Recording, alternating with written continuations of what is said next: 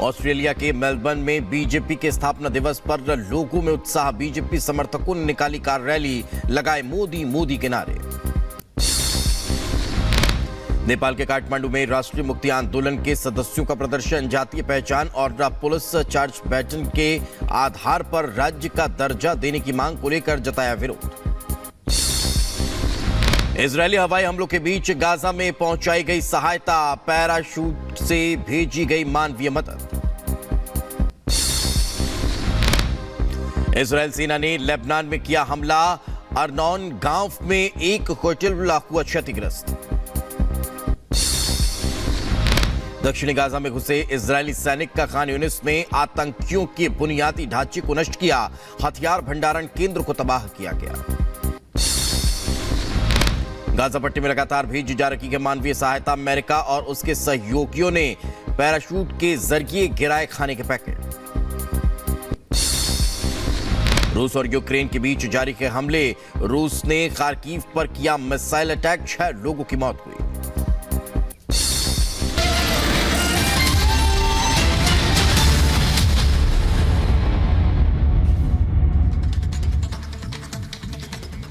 और चलिए अब खबरें विस्तार से देखते हैं, बात कर लेते हैं बीजेपी सांसद लॉकेट चटर्जी की, जिन्होंने बड़ा आप लोग आरोप लगाया क्या है, टीएमसी के गुंडों ने कार पर हमला किया, ये उनका कहना क्या है। बांसबेरिया में मेरी कार पर हमला हुआ क्या है, लॉकेट चटर्जी ये कह रही हैं टीएमसी के गुंडों ने पूजा करने से रोका क्या है। बंगाल में भय का वातावरण है, ये लॉकेट चटर्जी कह रही हैं। बंगाल में उम्मीदवार भी सुरक्षित नहीं हैं। तो ये बड़ी खबर इस वक्त हम आप तक पहुंचा रखे हैं। बीजेपी सांसद लॉकेट चटर्जी, जिन्होंने टीएमसी पर बड़ा आरोप लगाया। पश्चिम बंगाल की हुगली लोकसभा सीट से भाजपा की उम्मीदवार लॉकेट चटर्जी ने शनिवार को तृणमूल कांग्रेस समर्थकों पर अपनी कार पर हमला करने का आरोप लगाया। लॉकेट चटर्जी ने हमले का एक वीडियो भी साझा किया, जिसमें भीड़ में मौजूद कुछ लोग उनकी कार पर हमला करते हुए दिखाई दे रहे हैं। लॉकेट चटर्जी ने बताया कि शाम को हम लोग अपना चुनाव प्रचार कर रहे थे। करीब 9:30 बजे एक काली पूजा समारोह में भाग लेने गयी थी। वहाँ पर बहुत सारी महिलाएं भी थी जो हम लोगों के साथ पूजा कर रही थी। पूजा के बाद मैं अपनी कार पर बैठकर अपने अगले कार्यक्रम के लिए जाने लगी, तभी वहाँ भीड़ इकट्ठा हो गई और कुछ लोग लंबे लंबे डंडे के साथ काले झंडे लेकर विरोध करने लगे। ये लोग उनकी कार में घुसने की कोशिश कर रहे थे। কিছু লোক একটা বড় বাঁশ, 3-4টে বাঁশের উপরে একটা ছোট কালো পতাকার মতন লাগানো, এবং তারা আসছে এবং উল্টোপাল্টা অসভ্য ভাষায় গালাগালি দিচ্ছে। लॉकेट चटर्जी ने टीएमसी पर हमला करने का आरोप लगाते हुए कहा कि वो टीएमसी के भ्रष्टाचार को उजागर कर रही हैं, इसलिए उन पर हमला किया गया। Bureau report, Republic Bharat.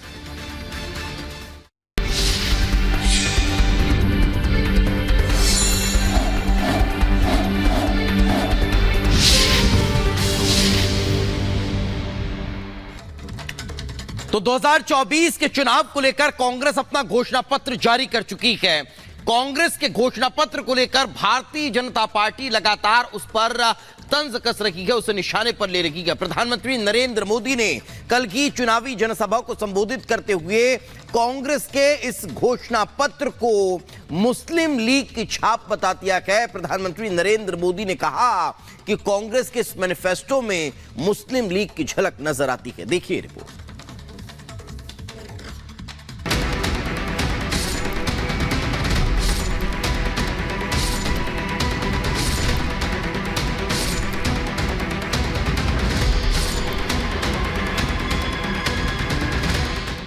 Congress के घोषणा पत्र ने लोकसभा चुनाव में बीजेपी को एक और संजीवनी दे दी है। ऐसी संजीवनी जो बीजेपी के 400 पार नारे को चिरंजीव बना रहा है और कांग्रेस को और पीछे धकेल रहा है।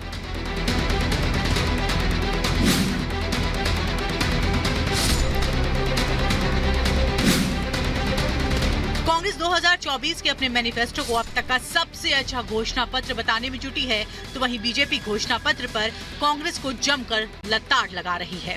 प्रधानमंत्री नरेंद्र मोदी ने कहा कि कांग्रेस के मैनिफेस्टो में वो सोच झलकती है जो आजादी के आंदोलन के समय मुस्लिम लीग में थी। पीएम मोदी ने कहा कि कांग्रेस के घोषणा पत्र में पूरी तरह मुस्लिम लीग की छाप है। इसका जो कुछ हिस्सा बच गया उसमें वामपंथी पूरी तरह हावी हो चुके हैं। मुस्लिम लीग के उस समय के विचारों को कांग्रेस आज भारत पर थोपना चाहती है। मुस्लिम लीग की छाप वाले इस घोषणा पत्र में जो बचा खुचा हिस्सा था उसमें वामपंथी लेफ्टिस्ट हावी हो गए हैं। पीएम मोदी के इस बयान पर कांग्रेस नेता जयराम रमेश ने पलटवार किया। कहा, हिंदू महासभा के अध्यक्ष श्यामा प्रसाद मुखर्जी थे जो बंगाल में मुस्लिम लीग के साथ गठबंधन करके सरकार में शामिल हुए थे। प्रधानमंत्री कहते हैं कि कांग्रेस मुस्लिम लीग की नीति अपनाती है। मैं प्रधानमंत्री को याद दिला दूं, प्रधानमंत्री जी इतिहास याद रखिए, 1940, 1941 और 42 में कौन व्यक्ति, कौन सी पार्टी मुस्लिम लीग के साथ गठबंधन सरकार में थी बंगाल में? श्यामा प्रसाद मुखर्जी जनसंघ के स्थापक जो थे, हिंदू महासभा के अध्यक्ष थे और वो मुस्लिम लीग के साथ उन्होंने गठबंधन की सरकार बनाई थी बंगाल में। कांग्रेस के घोषणा पत्र पर असम के मुख्यमंत्री हेमंता बिस्वा शर्मा ने भी जमकर वार किया। कहा, कांग्रेस के मैनिफेस्टो को देखकर ऐसा लगता है कि ये घोषणा पत्र भारत के लिए नहीं बल्कि पाकिस्तान चुनाव के लिए बना है। कांग्रेस का जो मैनिफेस्टो है, ये मैनिफेस्टो देखने से ऐसा लगता है कि ये भारत का चुनाव के लिए नहीं, कोई पाकिस्तान चुनाव के लिए ही ये घोषणा पत्र बनाया गया है। कांग्रेस के किसी भी बयान को लपकने का बीजेपी कोई मौका नहीं छोड़ती और इस बार तो बात घोषणा पत्र की है, वो चुनावी मैनिफेस्टो जिसके जरिए कोई पार्टी जनता से संपर्क करती है, वोट मांगती है। लेकिन उसी मैनिफेस्टो पर बीजेपी ने ऐसे सवाल खड़े कर दिए हैं कि लगता है कि कांग्रेस की नाव में छेद नहीं बल्कि पूरी की पूरी कांग्रेस पार्टी की नाव डूब जाएगी। Bureau report, Republic Bharat.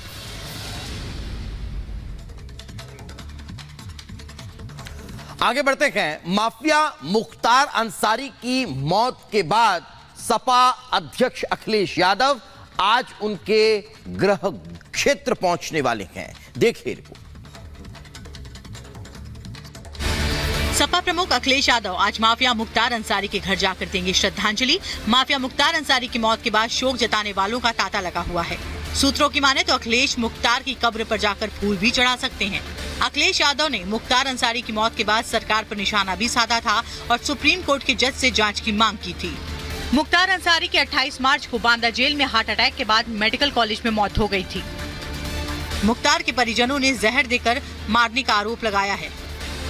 Mukhtar Ansari के भाई सांसद अफजाल अंसारी को समाजवादी पार्टी ने गाजीपुर से अपना प्रत्याशी बनाया है। इससे पहले भी अखिलेश यादव ने फोन पर अफजाल अंसारी और उनके परिजनों से बात की थी। अखिलेश से पहले यादव परिवार के धर्मेंद्र यादव भी मुख्तार के घर और उसकी कब्र पर गए थे। चुनावी माहौल में आ रहे सपा प्रमुख के दौरे के दौरान बड़ी संख्या में कार्यकर्ताओं की भी भारी भीड़ आ सकती है। ऐसे में प्रशासन और पुलिस की चुनौती बढ़ गई है। Bureau report, Republic Bharat. तो लंबे समय से दिल्ली एनसीआर में चल रहे बच्चा चोर गिरोह का भंडाफोड़ हो चुका है और सीबीआई ने 8 नवजातों को बरामद किया है। इतना कि नहीं, महिलाएं जो इस बच्चा चोरी गैंग की सदस्य थी उन्हें भी गिरफ्तार कर लिया गया। देखिए रिपोर्ट।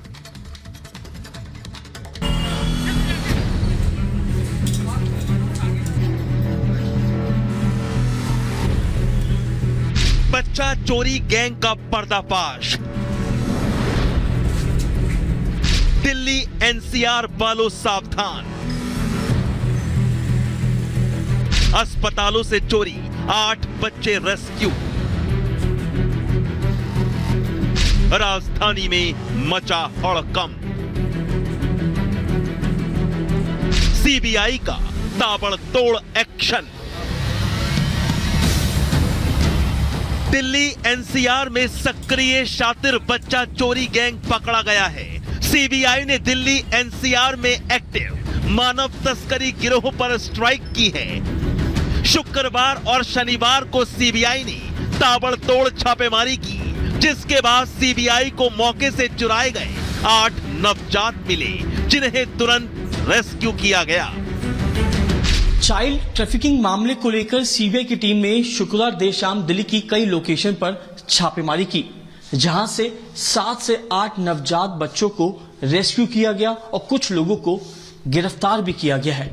इस वक्त हम एक लोकेशन पर मौजूद है जहां पे सीबीआई की टीम ने कल देर शाम दबिश दी थी। ये इलाका नॉर्थ वेस्ट जिला का केशवपुरम इलाका है और 4th फ्लोर के इसी फ्लैट से सीबीआई की टीम ने 2 नवजात बच्चों को रेस्क्यू किया है और एक महिला को गिरफ्तार किया है। दिल्ली एनसीआर में चाइल्ड ट्रैफिकिंग सिंडिकेट पर सीबीआई की यह सबसे बड़ी कार्रवाई है। दरअसल सीबीआई को पिछले काफी वक्त से दिल्ली के अस्पतालों से बच्चों के गायब होने की जानकारियां मिल रही थी। इसके बाद सीबीआई को बच्चों की खरीद फरोख्त की सूचना मिली और फिर सीबीआई एक्टिव हो गई। इनपुट के आधार पर सीबीआई ने दिल्ली के केशवपुरम इलाके के इस घर पर रेड की। इसी घर से अकेले चुराए गए 3 बच्चों को बचाया गया, जिसमें 1.5 दिन और 15 दिन के 2 बच्चे और 1 महीने की बच्ची रेस्क्यू की गई। साथ ही इंदु पवार नाम की महिला को भी सीबीआई ने मौके से गिरफ्तार कर लिया, जो चुराए गए बच्चों के साथ मौके पर मौजूद थी। पंजाईबाग का पश्चिमपुरी इलाका है और ये एक घर का 4th फ्लोर का फ्लैट है। यहाँ पे इंदु नाम की महिला रहती है अपने बच्चों के साथ। इंदु वो महिला है जो कि केशवपुर इलाके में नवजात बच्चे के साथ गाड़ी के अंदर मौजूद थी। सीबीआई को इनपुट मिला था। सीबीआई ने उस इनपुट के आधार पे केशवपुर में इलाके में गाड़ी में दबिश दी और गाड़ी से एक नवजात बच्चे और इंदु नाम की महिला को गिरफ्तार किया था। आपको बता दें कि बच्चा चोर गिरोह की तलाश में सीबीआई ने दिल्ली और हरियाणा में करीब 7 जगहों पर छापेमारी की। तलाशी के दौरान सीबीआई ने 5.5 लाख रुपया कैश और कई फर्जी दस्तावेज बरामद किए। सीबीआई ने बच्चों की खरीद फरोख्त में सक्रिय 10 लोगों के खिलाफ आपराधिक केस दर्ज किया है। सीबीआई ने हरियाणा और दिल्ली से जिन बच्चा चोर गैंग के सदस्यों को गिरफ्तार किया है, उनमें नीरज, इंदु पवार, असलम, पूजा कश्यप, रितु, अंजलि शामिल हैं। बताया जा रहा है कि मानव तस्करी करने वाले इस गैंग के लोग अस्पताल से नवजात बच्चों की चोरी करते थे। गिरफ्तार किए गए लोगों में अस्पताल के वार्ड बॉय भी